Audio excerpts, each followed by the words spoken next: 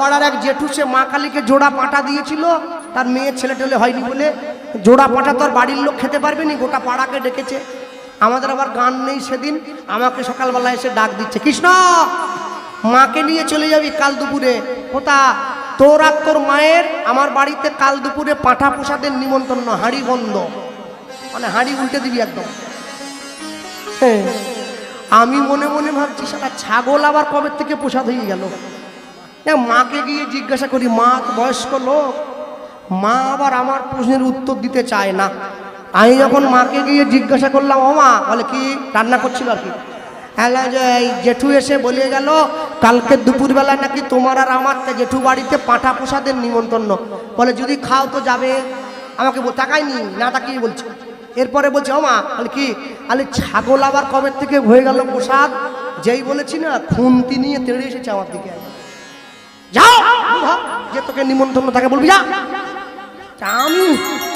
আমি হরিনাম করি, আমি ছাগল খাবো?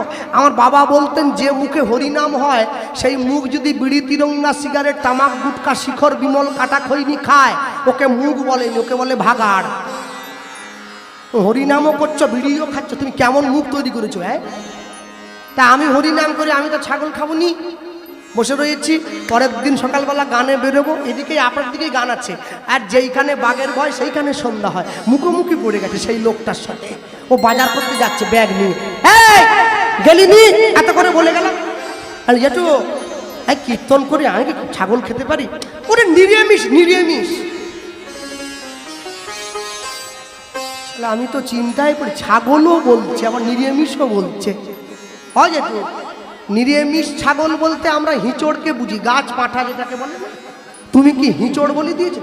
পাঁঠা, পাঁঠা, পাঁঠাও বলছো, নিরামিষও বলছো, কি বলছো কি বুঝতে পারছি না। ও সারা জীবন শুধু আসরে চেঁচিয়ে পয়সা রোজগার করলি, বুদ্ধি হলো নি কিছু তোর? আচ্ছা কি হয়েছে, আমার ভুলটা কি? পাঁঠা হয়েছে, কিন্তু নিরামিষ কেন বলছি জানিস? কেন? পেঁয়াজ রসুন পড়েনি, শুধু আদা জিরে দিয়ে হয়েছে। কি শয়তান, কিরম শয়তান একবার ভাবো। হ্যাঁ, আদা রসুন পড়েনি বলে পাঁঠা নিরামিষ হয়ে গেল। এগুলো বামুনদের অসভ্যতা, ওরা খাবে বলে এই সব নিয়ম বানিয়েছে। পৃথিবীতে কোনো দেবদেবী আমিষ খায় না, সবাই নিরামিষ। মানুষ তৈরি করেছে এই সব নিয়ম। ঠাকুর মশাইকে খবর দেয়, ঠাকুর মশাই কালী পুজো করবেন নি আমাদের ক্লাবে, বলে না করতে পারবো নি, দাঁত নাই। বলে দাঁত নাই যদি পুজো করবেন নি কেন? বলে না ছাগল খেতে পারবো নি, দাঁত নেই তো মাংস খেতে পারবো নি, যাবো নি আমি। হ্যাঁ, মা কালীর পুজোতে মদ লাগে, মা কালীর পুজোতে যে মদ লাগে ওটা বাজারের কি নীল লাল বোতলের মদ নাকি? কোন মদ? তাকিয়ে দেখো। এই যে মানব দেহ করো নিরীক্ষণ, 24 তত্ত্বে মানব দেহেরই গঠন, পঞ্চভূত ষড়রিপু একত্র করিয়া তার মধ্যে 10 ইন্দ্রিয় লইবে ধরিয়া, মহাভূত অহংকার সহকারে মন, এই 24 তথ্যে মানব দেহেরই গঠন।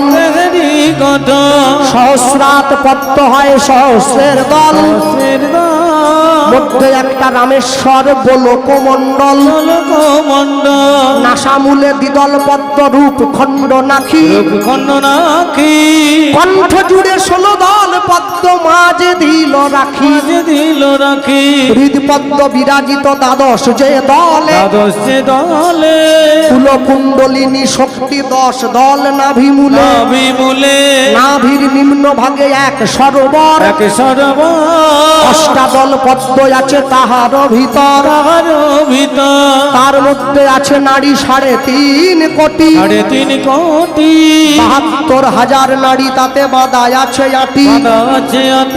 72,000 নারীর মাঝে 700 নারী প্রধান যে হয়, 124 নারী দেখো তাতে শ্রেষ্ঠ রয়। 124 নারীর মাঝে 32 নারী দেখো, বিশ্বভরি নামে ইহা হইল উল্লেখ্য।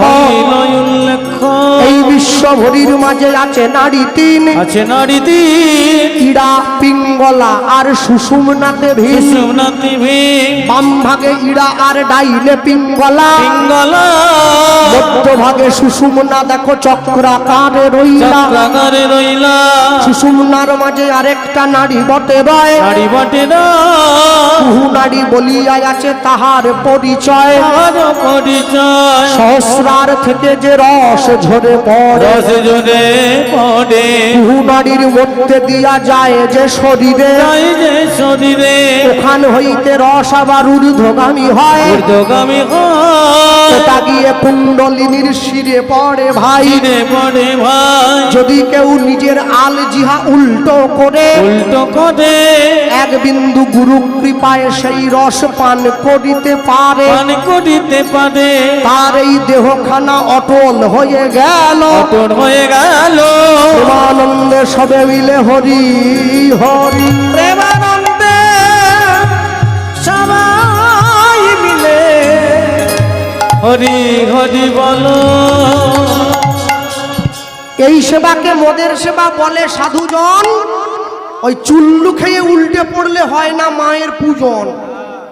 হ্যাঁ, তাহলে অন্ন মানে ভাত নয়, অন্ন মানে গোবিন্দকে নিবেদন করা ভোগ। একবার চিন্তা করুন, আমার কাছে আসার সময় একজন দাদা ভাই একটা অনুরোধ করেছিল, এই যে মায়ের কথা বলতে গিয়েছি, মায়ের কথা বলতে গিয়ে আমি বলে দেবো, এই অনুরোধটা রেখে দেবো। অনুরোধটা কি? অন্য কিছু নয়, বলেছিল দাদা যদি সম্ভব হয় একটা শ্যামা সঙ্গীত একটু গাই। ইউটিউবে শুনেছি অনেকবার আপনার মুখে, আরেকবার সামনাসামনি শুনবো। বেশ, তাই হবে। আসতে শুধু ছবিতে তো পাত্র দেখলে হবে নি, সামনে মেয়ে দেখতে হবে, তবে তো বোঝা যাবে। চলো, আমি বলতে গিয়ে বলবো, যে মানুষটা এসে দাঁড়িয়েছে, মাকে ভালোবাসো। মাকে যদি ভালোবাসতে পারো তাহলে মনে রাখবে, তুমি যার জন্য মরো ভেবে ভাবো, সে কি তোমার সঙ্গে যাবে। তুমি যার জন্য মরো ভেবে মা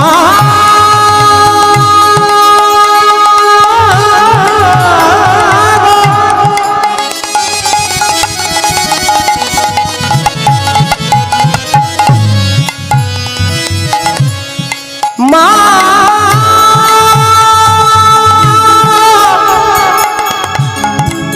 মা গো,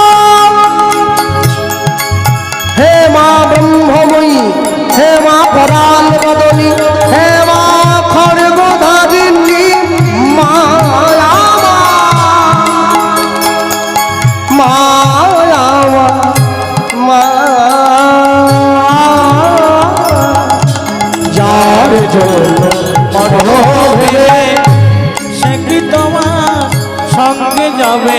এবার সেই প্রেয়সী দেবে ছড়া, ঘরে অমঙ্গল হবে বলে। ওগো সেই প্রিয় সে দেবে ছড়া, ঘরে অমঙ্গল হবে বলে। ভেবে দেখ মন কেউ কারো মিছে ভুমণ্ডলে, ভুলো না দক্ষিণা কালী কালী, বদ্ধ হয়ে মায়া জালে। ভেবে দেখ মন কেউ হরি বিদায়ী গৌর হরি বল। ভবমণ্ডলে, ভেবে দেখ মন কেউ নয়। দিনে দুই দিনে দিন দুই দিনের জন্য ভাবে, কর্তা বলে সবাই মানে। ওগো দিনে দুই দিনের জন্যে ভাবে, কর্তা বলে সবাই মানে। সেই কর্তাদের আস্তে।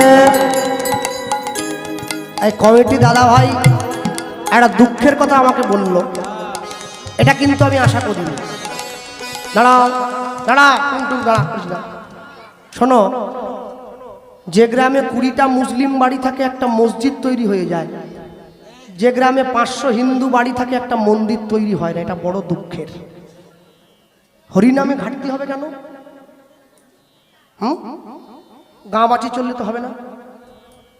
হিন্দুদের এক হওয়ার জায়গা হচ্ছে এটাই, বছরে একবার, মনে রাখবেন। এই বছর যারা হরিনাম শুনতে বসেছেন, এসেছেন গ্রামের মায়েরা, এক হয়ে বাঁচবেন, হাতে হাত দিয়ে শপথ করবেন, প্রতিজ্ঞাবদ্ধ হবেন। কি? যত কষ্ট হোক হরিনাম যেন বন্ধ না হয়।